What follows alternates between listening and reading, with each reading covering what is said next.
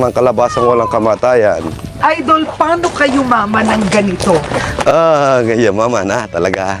Ano po, sikap at tiyaga, konti-konti hanggang, yung sa pispan, and then hardware na maliit hanggang sa gasolina na maliit, hanggang dumami, hanggang nakabili ako ng isang tanker, hanggang dumami, hanggang hanggang nakapag-supply na po ako sa buong Luzon. Yun. Noong 2010, yan. Ano ang nasa farm na to? 20 hectares po ito Mga poultry po. May ostrich, may peacock, Mga manok, yan. may manok, gansa, ano pa? Mga baboy din sa May bandar. baboy, may isda, because may fish pond. Oo, grabe ko. Almost complete. Ano? Parang Tupa. May tupa. Tupa. At meron pang tupa. Manyaman. Ayan, ang ubas, tignan nyo. Baka sa susunod hindi lang ubas, magiging alak na. Vineyard. Dito po, libre lang. Yung pumapasok dito, yung namamasyal. Araw-araw, ang daming nagre-relax. Talaga. Libre yun. Libre po. Ay, wow. Mga gusto nila magbaon, nandun sila sa kubo. 5. Pero meron na akong naka-incubator niya. 14 yung, 14 yung naka-incubator ko, napisa ng isa. Yan, tinuka. Tinuka. Oh my gosh, kinagat ng cameraman.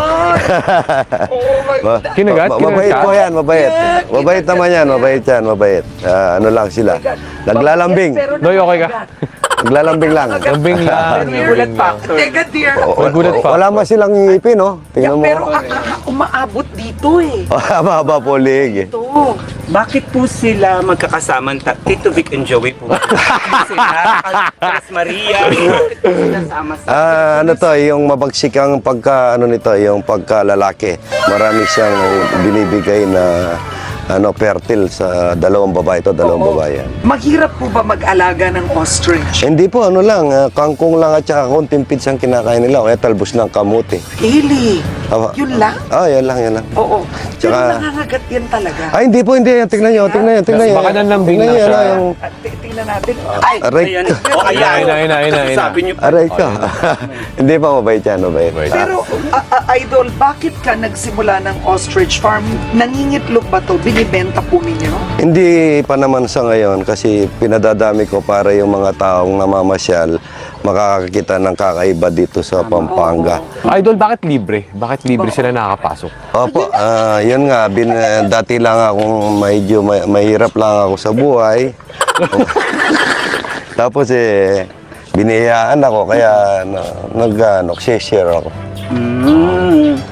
Diba? Pinapagalitan na niya, oh.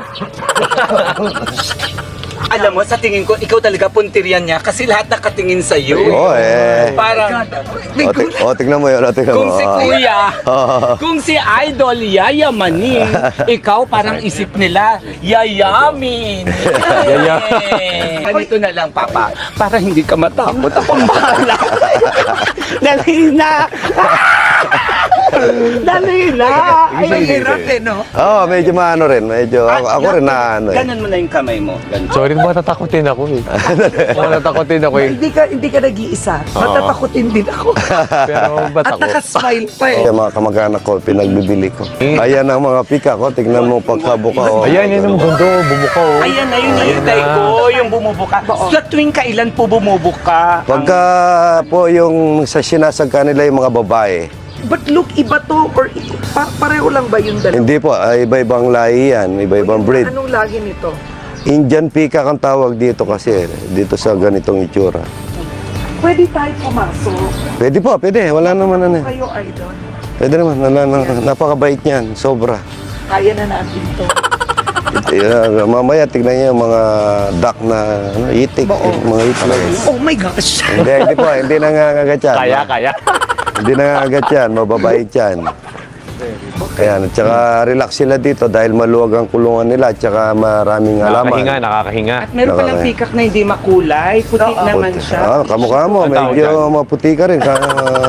Wait, pwede, pero hindi nahawakan. Putika. Ay, hindi po. Pwede naman, kaso medyo mahilap lang ng konti. Oo. Pero Idol, naniniwala rin po kayo yung pagyaman nyo, nakadepende rin sa swerte. Kasi iba yung pikak na ganyan, pag may pikak ka daw, maswerte. Opo. Bukod dun sa pinaghirapan nyo talaga. Opo, sa Panginoon ang laging nakantabay sa ginagawa ko. Yes, siya nagtutulak na gawin ito, tsaka yung kagaya niyang ginagawa ko sa mga tao na nakakaglilibre ako dyan, nakakapasyal. Pagka nagagawa ko yun, yung puso ko sobrang yayamanin.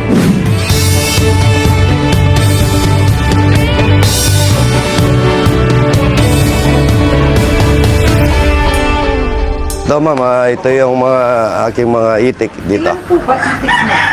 Nasa ano po ito, 10,000 yung dito. Marami-rami ito. 5,000 po yung isang ganito, tsaka yung isang bahay doon, 5,000.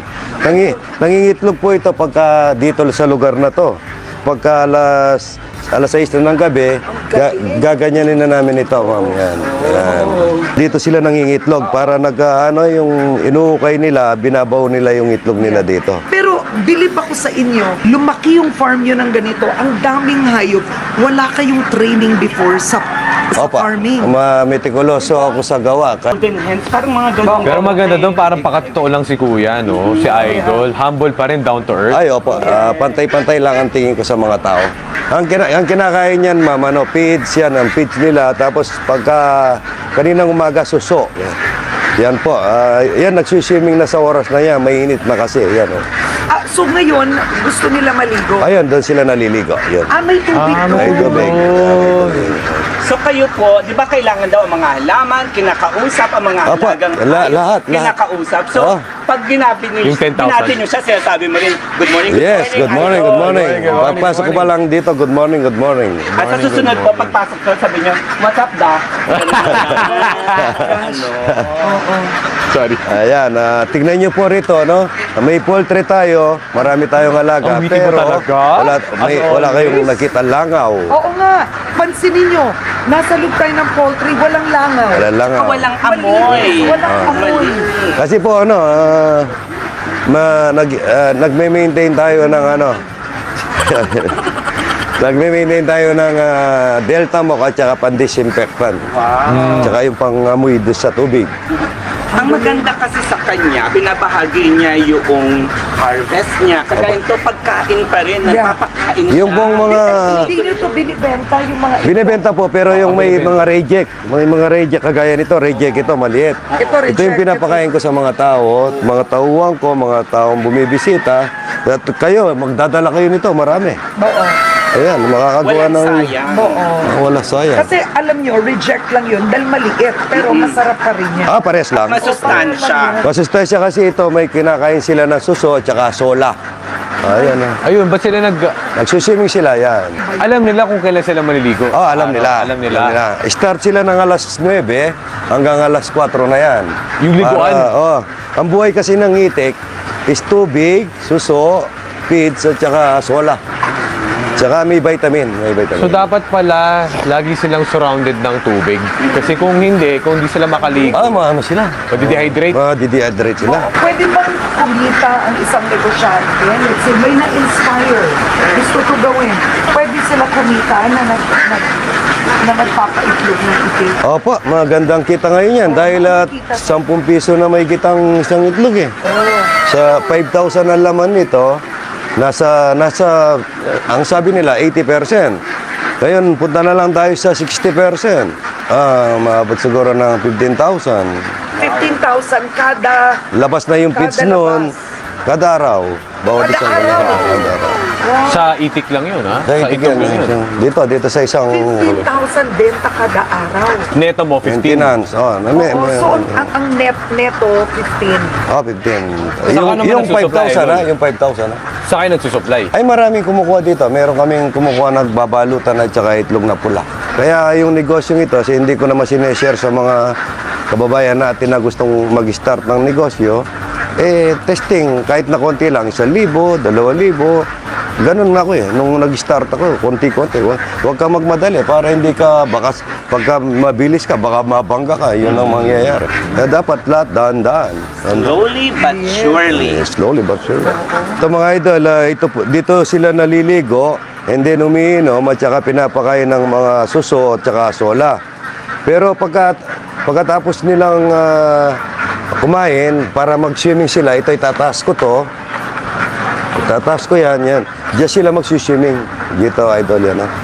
Pagka naman tapos nila silang mag-swimming, tataas ko to, yan, mga idol, para magkita nyo kung paano yung design ko, yan. Para yung gustong magtayo ng mga poultry na ganito, yan, may diskarte, mga idol. Yan.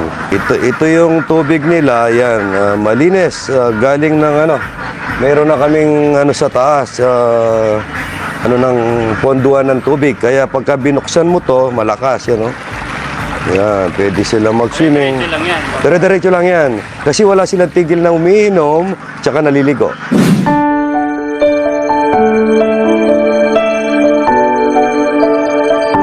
Tricycle at jeepney driver kayo noon. Ngayon, bilyonaryo na kayo.